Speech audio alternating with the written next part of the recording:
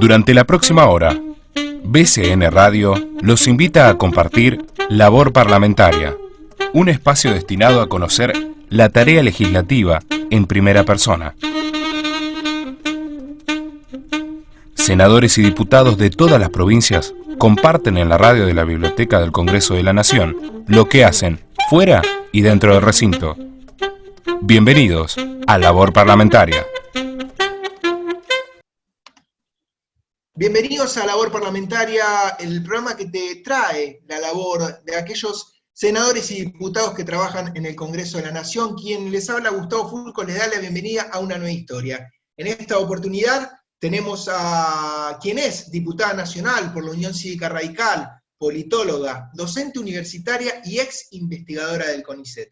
Su padre también fue diputado nacional, así que viene de herencia familiar. Le damos la bienvenida a Labor Parlamentaria a la diputada Carla Carrizo. Diputada, muchas gracias y bienvenida.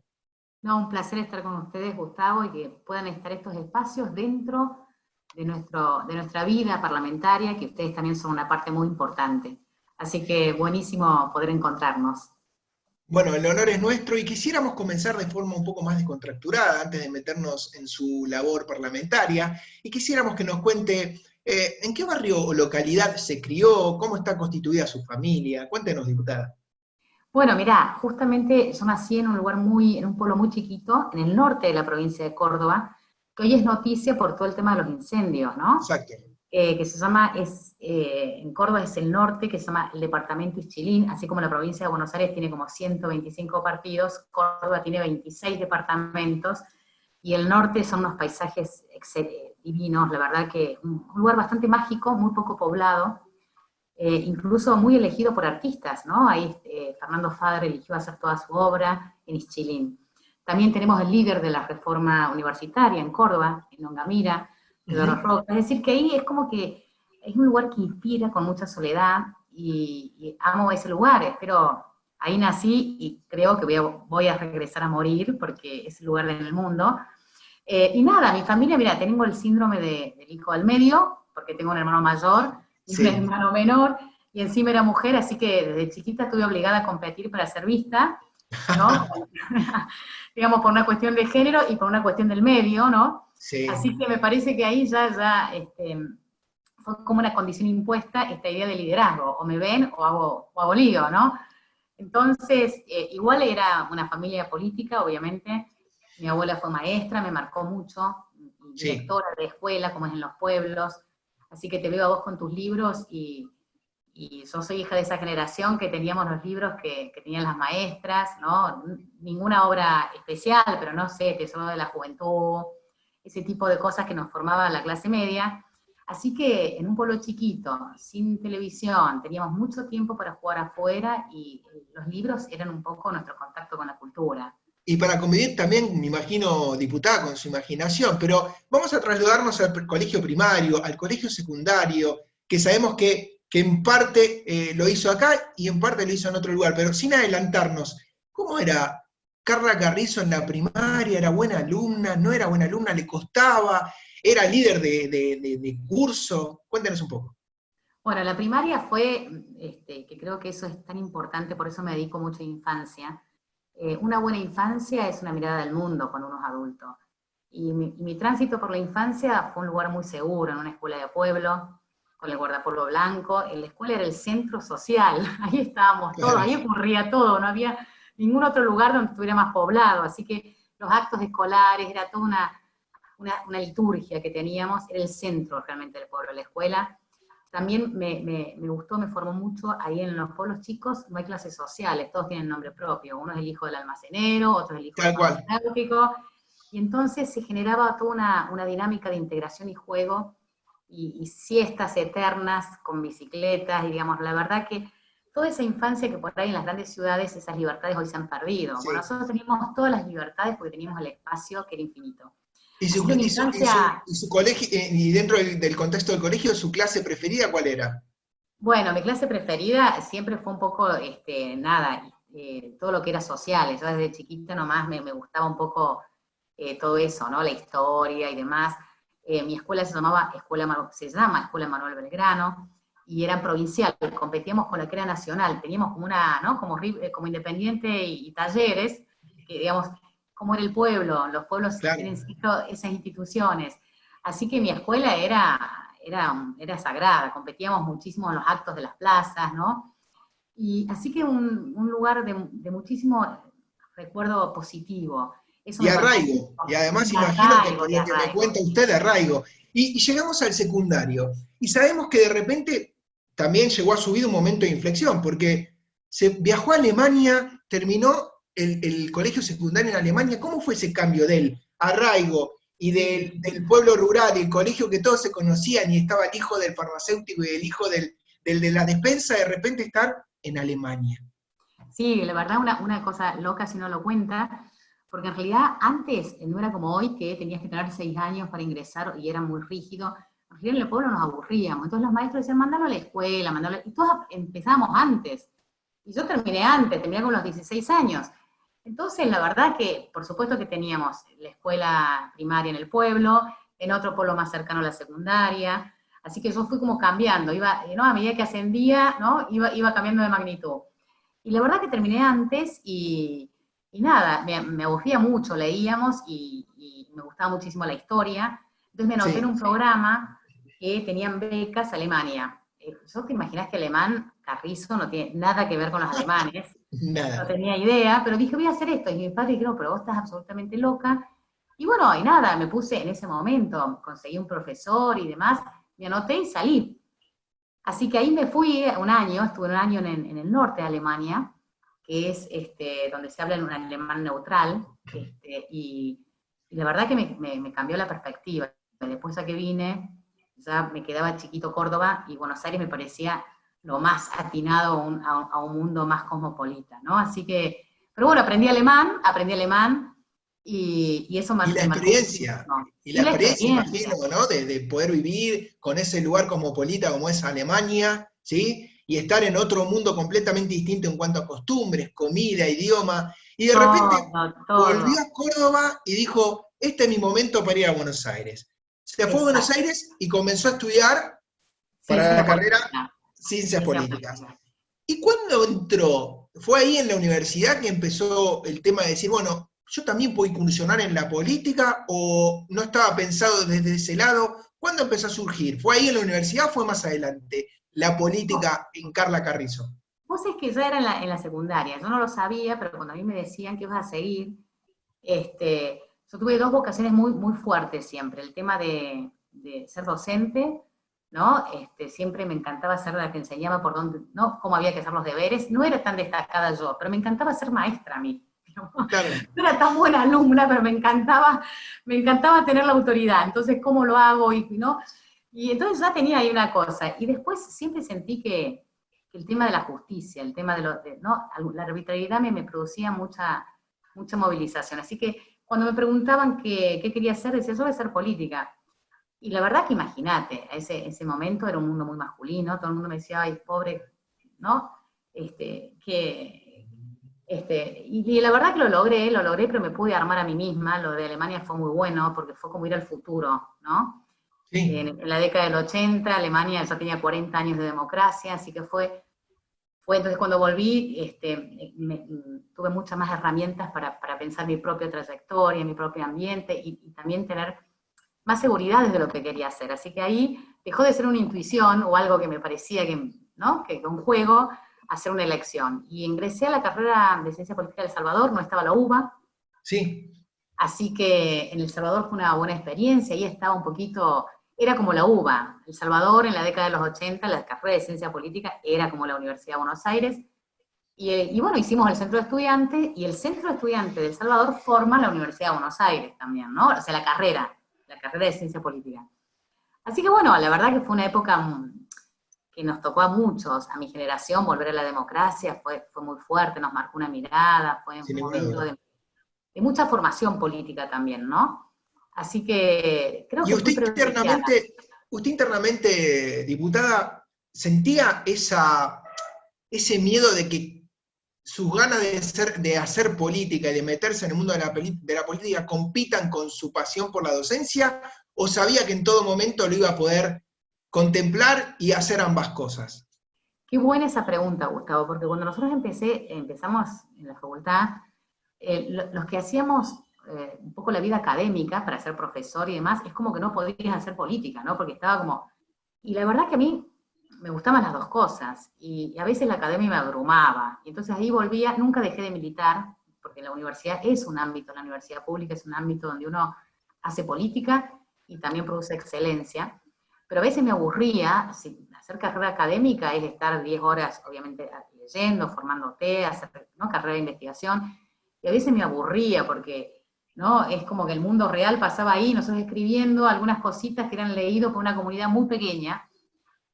Así que pude transitar los dos mundos, hasta que, nada, la verdad es que asesoré a muchos políticos antes de dedicarme, pero a mí lo que me dio un poco poder político para ingresar y competir con mis pares dentro de mi partido fue la carrera académica. Así que Claro. yo sí te digo que fue un recurso importante. Obvio, estudiar marca una diferencia, y que uno lo Sin pueda ninguna decir duda. de uno mismo.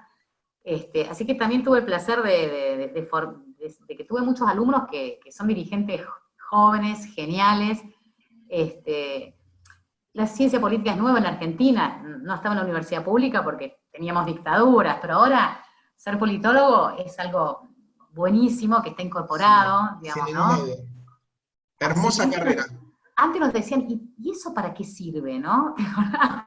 Bueno, Había que pasar imagínense, esa prueba, había que pasar esa prueba. imagínese, diputada, yo trabajo en la biblioteca hace muchos años, ¿sí?, en la Biblioteca del Congreso de la Nación, y además estoy a punto, más allá de mi carrera como comunicador, ¿no? Paralelo a eso, estoy a punto de recibirme de bibliotecario nacional, y uno dice, me estoy por recibir de bibliotecólogo. ¿De qué? ¿Eso existe? O sea que me siento identificado con lo que usted me cuenta, ¿no? Porque Total, más allá de Internet hay un mundo, diputada. totalmente, y me encanta esa carrera, porque yo creo que lo que vos decís es fundamental. Se están profesionalizando muchos, ¿no? Ahora hay nuevas opciones. A mí me tocó ser también directora de la carrera de Ciencia Política de El Salvador. El Así es. momento más difícil para mí era cuando venía alguien y me decía, anotarse la carrera. ¿Por qué seguir una carrera? Y yo creo que hoy esta generación puede tener muchas vidas en una. Antes uno era médico toda la vida, bueno, médico sí, porque el esfuerzo que tenés para, ¿no? Pero hoy podés darte el lujo de transitar distintos lugares. Así Y que, hablando de esos lugares, me da pie, diputada, porque hacer política, uno puede hacer política desde un montón de lados, ¿sí? Y usted, más que nadie lo sabe, que está en ese mundo. Pero usted en algún momento hizo clic y se dio cuenta que su camino, además de la docencia y de la política, seguramente asociado con este concepto, era lo social, sin ninguna duda. total. Entonces, ¿cuándo fue que usted dijo, yo quiero dedicarme a hacer un cambio en este aspecto, ¿no?, en lo social? Porque si uno ve las comisiones que usted integra, ¿no?, Mujeres y Diversidad, Prevención y Seguridad Social, la Bicameral de Derechos de Niños y Niñas y Adolescentes, más allá de algunas otras en contextos constitucionales, sin ninguna duda, su pasión es lo social, diputada. Sí, totalmente. Y yo creo que también siempre me pienso como ciudadana, porque estuve del otro lado ¿no?, del escenario cuando no estaba digamos, no estaba haciendo carrera política y veía, y siempre uno sentía el poder político muy lejos, las instituciones. Y también uno representa lo que siente en un punto, ¿no? Primero se siente y después se articula. Y también a mí el tema de infancia y adolescencia, uno transita los lugares en los que se sintió discriminado también. Los niños y los adolescentes son invisibles en la Argentina, por eso siempre cuesta. Y entonces convertirlos en actor colectivo me pareció genial, muy potente, ¿no? Que tengan su voz, ahora que tienen su ley, pero una cosa es tener una ley y otra cosa es tener el actor social. Y esa Sin ninguna movida que duda. hicimos en estos 6 años, junto con todas las diputadas de todos los partidos, fue muy poderoso, ¿no? Ahora a los niños nos interpelan y están aprendiendo a ejercer su voz y nosotros a respetarlos, y eso se vio en el tema del trabajo de vacunas, se vio en el tema de crear la institución del defensor del niño, digamos, parecía un trabajo tan silencioso, pero hoy están cada vez más teniendo voz pública y los políticos están cada vez más sintiendo un límite, y eso es un gran logro. Y hablando de políticos, diputada, ¿cuáles fueron sus referentes y cuáles son hoy sus referentes políticos? Bueno, yo tuve como muchos enamoramientos. Me enamoraba de los políticos en los libros, como los conocía. Bueno, yo tengo un ciclo, obviamente, cada uno de su contexto político, ¿no? Su familia. Sí, obvio. Y mi línea fue abuelo irigoyenista, padre balvinista, hija alfonsinista.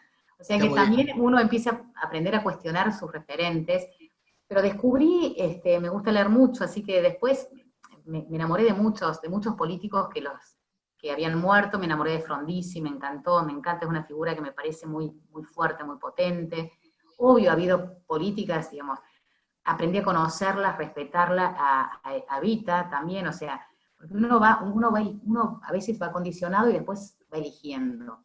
Sin A ninguna nivel duda. internacional, obviamente me fascina Michelle Obama y Obama, esa pareja que rompe, digamos, bueno, que genera la movilidad social ascendente, ¿no? El modo de Sí. liderar, el modo de hablar, Merkel, por supuesto. Uno tiene una aspiracional, ¿no? Y en Argentina, obvio, Martín Lustó, que es el lugar en el que estamos trabajando, pero yo creo que, bueno, necesitamos un cambio generacional, ¿no? ¿Sabe qué me pasa? Me pasa y me llama la atención de las muchas entrevistas que llevo con legisladores. Creo que esta es la primera o la segunda vez, me animo a decir, que haciendo esta pregunta un legislador me da un referente internacional. Creo que a veces mucho sucede que los legisladores no se animan, ¿no? A mirar hacia la afuera por miedo a ofender a alguien que lo pueda llegar a votar, ¿no? Digo, eso está en mi imaginario, pero está muy bueno también poder escuchar que hay voces que también pueden leer las realidades de otros lugares, ¿sí? Y poder llegar en un futuro a implementar esas realidades sociales en nuestro territorio. Pero hablando de actualidad, diputada, hoy después de 150 días de cuarentena es inevitable, ¿sí? Que no toquemos el tema del coronavirus, ¿sí? Del COVID-19. ¿Cuál es su opinión al respecto y de lo que mucho se habla del comportamiento de la sociedad, que pareciera que ya no puede más estar encerrada, pero que el enemigo silencioso, como dice el presidente Fernández, sigue estando ahí? Entonces, Sí. ¿cuál es su opinión sobre esta postura de la gente que parece estar dividida no solamente en la grieta, sino que en el COVID también? Sí, yo creo que primero que es un acontecimiento que atraviesa todos los países. Y es muy abrumador porque nos rompió la cotidianidad. Nadie puede Sí, planificar y eso genera una ansiedad, una incertidumbre. Entonces, hoy estamos con el ciclo de cansancio, estamos todo el mundo, ¿no? Están cansados en todas partes del mundo. Estamos agobiados porque hemos perdido la capacidad de poder generar certezas y eso es muy abrumador, ¿no? Entonces me parece que hay como ciclos. Creo que la primera etapa fue una etapa donde la verdad que quedó re lejos, pero la verdad que pudimos experimentar sentirnos cuidados entre todos. O sea, se había acabado la grieta, sí, había una etapa sin toxicidad, sin sí, enojo, y eso fue como con mucha energía. Después, obviamente, empezó un poco esa cosa que tenemos los argentinos que fácilmente no rompemos lo que podemos ir construyendo, y creo que hay que volver a poner sensatez. Hay que volver a poner sensatez, sobre todo la dirigencia política. Si nosotros tenemos derecho al enojo, imagínense en la ciudadanía, ¿no? Entonces me parece que en estos momentos son momentos donde la dirigencia política tenemos que dejar un poquito la diaria, esa cosa que nos fagocita por la diferenciación y la pelea. No es cualquier momento. Tenemos que liderar y hoy necesitamos liderar con sensatez, con confianza para las preocupaciones y las angustias está la sociedad, está esperando ser liderada. Entonces a mí me parece que tenemos que mirarnos a nosotros mismos, la clase de política, y lo primero que tenemos que hacer es empezar a dar mensajes muy contundentes a la ciudadanía. Y creo que sí, que hay que parar un poquito, hay que parar, recalcular, ¿no? sí. Y la verdad que confío muchísimo en la sociedad argentina, porque estos 37, 38 años de democracia han sido, no estamos siempre en el mismo lugar, a veces tenemos una mirada absolutamente descalificante de nosotros mismos, y creo que sí que necesitamos un cambio cultural, pero la dirigencia política, la ciudadanía no. La ciudadanía va muy bien. Son los dirigentes los que tenemos que mirarnos nosotros mismos, y por eso te decía algunos nombres. Miren, yo creo que Argentina necesita otros nombres de su propia generación. La adolescencia, la juventud nos mira un poco confundidos y consternados. Sí. Entonces, los dirigentes tienen que ser adultos, y entonces hay que dar un paso al costado en el sentido de nuestras propias ansiedades y dar un mensaje realmente de confianza y unidad. Eso es lo que tenemos que hacer. Dejar de Diputada, pelear. cómo es la vida en esta nueva realidad que nos toca vivir, atravesar, ¿sí? Y que nos atraviesa también en lo social, post pandemia? ¿Cómo se sigue, diputada? ¿Qué pasa en febrero cuando llegue la vacuna? Bueno, yo creo que lo que ahí pasa es que tenemos que anotar mucho los aprendizajes que tuvimos, porque aprendimos mucho. ¿No? Sí, En este intervalo que estuvimos limitados, ¿no? Para salir a la afuera, todos estuvimos adentro y entonces pudimos ver muchas cosas, pudimos ponerle el rostro a las estadísticas en el caso de la educación. Y creo que los argentinos tenemos que dejar la palabra emergencia. Siempre estamos con las emergencias, un salto hacia adelante. Tenemos, me parece, que sentarnos y decir, bueno, va a ser un país difícil, va a ser un país muy difícil, porque obviamente es un contexto de crisis en el mundo, y en Argentina también, ¿no? Entonces vamos a tener un presupuesto, una torta para repartir, que va a ser igual a la de 1973, con más demandas y peor distribución. Entonces necesitamos ser muy inteligentes en las prioridades que asignemos. Primero los que más necesitan, las clases medias, los comerciantes, los comercios de cercanía. A mí este ciclo he estado mucho con ellos. Miren, cada comercio que se cierra es un proyecto familiar que quiebra. Entonces tenemos que usar muy bien el Estado y tener prioridades muy concretas.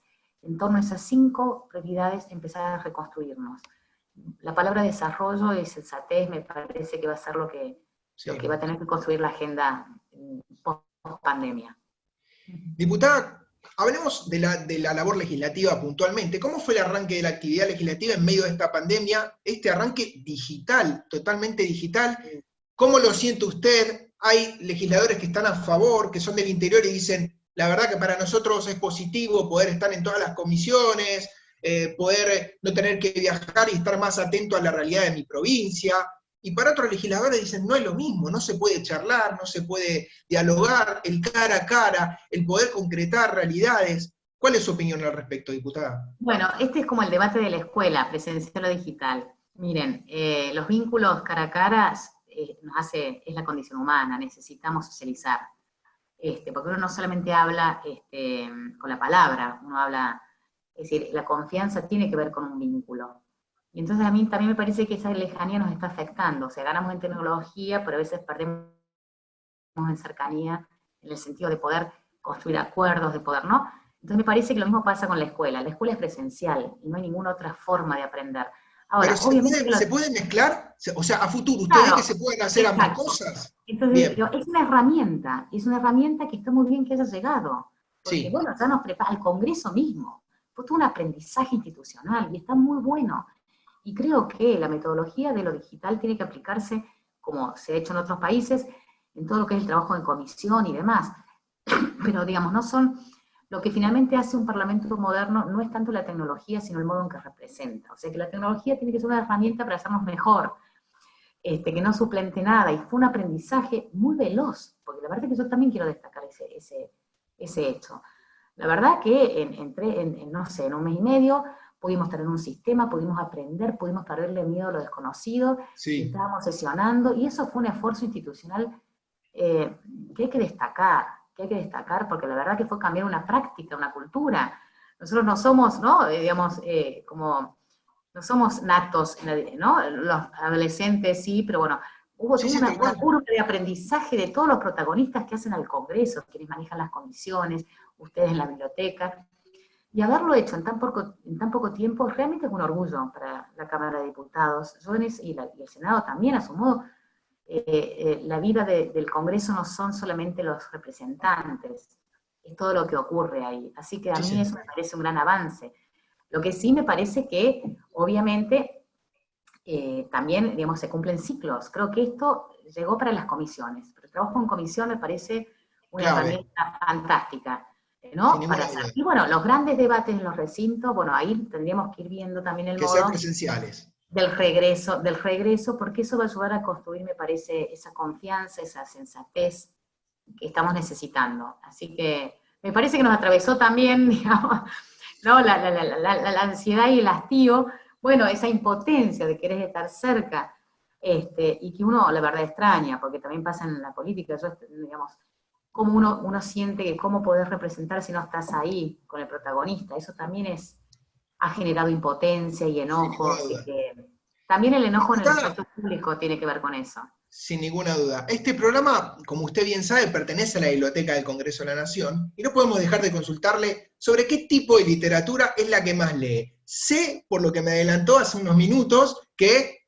es una apasionada por la lectura y que además lee sobre política, pero ¿es su género preferido o tiene algún autor o libro preferido dentro de otro contexto literario? No, a mí me gusta mucho la poesía, me encanta la poesía, Mire, bueno, todo, soy una gran lectora compulsiva, en general mira me qué compro bien. libros y mi biblioteca aumenta, y uno de mis sueños es que cuando termine la diputación me los voy a leer a todos, y los voy Genial. leyendo en el medio, ¿no? Me gusta muchísimo Yo Octavio Paz. no soy el único loco que compra libros para leer a futuro. Obvio, no, te veo esa biblioteca, a mí lo que más me atrae es una biblioteca. Octavio Paz me parece un poeta espectacular, mi libro preferido es Árbol Adentro, pero también El laberinto de la soledad. Sí, Alejandra Pizarnik me parece una poeta excelente también. Me gusta leer mucho. Obviamente, las mujeres, todo lo que son las escritoras, han tenido una línea que también me llamó, no sé, Doris Lessing, me encanta leer mucho, y porque también ese es un acompañamiento, uno con un sí, libro sin ninguna aprende un duda. montón. Sin ninguna duda. Y Así que no recuerda la solo biblioteca, política, no solo política en la no vida, está solo muy política, bien. Aparte no. usted es docente, ¿no? Y una gran docente. Entonces también debe tener literatura sobre, para poder apoyar, ¿no? Lo que usted enseña.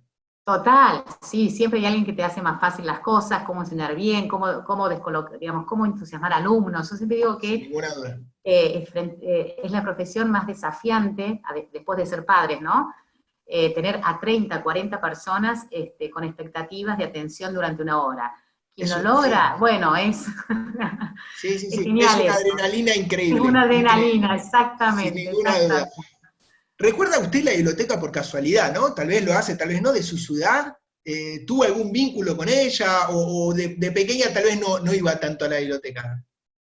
Bueno, nosotros como era un pueblo muy pequeño no teníamos una biblioteca, digamos, fuera de la escuela, pero teníamos la Sí, biblioteca de la escuela, sí, que era importante. Después, obviamente, cuando fui a la secundaria, ahí en un pueblito a 30 kilómetros, sí teníamos las típicas bibliotecas que antes teníamos las bibliotecas públicas, ¿no? claro. Así que sacábamos, dejábamos, escribíamos, se acuerdan, nos prestaban una semana los libros. Así que años luz, como estudiante y cuando hice mi tesis de doctorado, visité la Biblioteca del Congreso y también iba todas las noches ahí a Sí, lo que no estaba digitalizado todavía cuando hacía leer los diarios, o sea que claro. realmente me gusta mucho ese ambiente donde, bueno, ha transitado la historia. Así que la verdad que sí, podríamos decir que soy un bicho de biblioteca, me siento muy cómoda en esos lugares, me encantan, y creo que tenemos que volver a eso.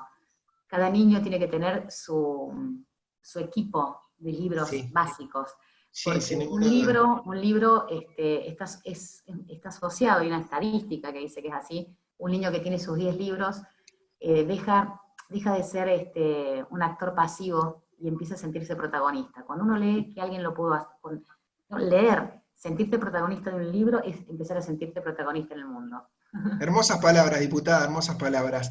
Y si no hubiera sido diputada, y no hubiera sido docente, así no me hace trampa, ¿qué profesión hubiera tenido? Escritora, me hubiese encantado. pero, Se no le te- hizo muy fácil, muy pero no fácil. tuve el talento, digamos, así que bueno, mi hija que escribe por ahí algunos cuentos fantásticos, es como que, bueno, me fascinaría, pero no la quiero condicionar. Me hubiese encantado ser una gran escritora, sí, obvio. ¿Y escribió algún texto? Bueno, yo tengo algunos, pero son inmostrables, obviamente. Son diarios de. Pero sí, me parece fascinante el talento de los escritores, me parece Sí, genial. sí.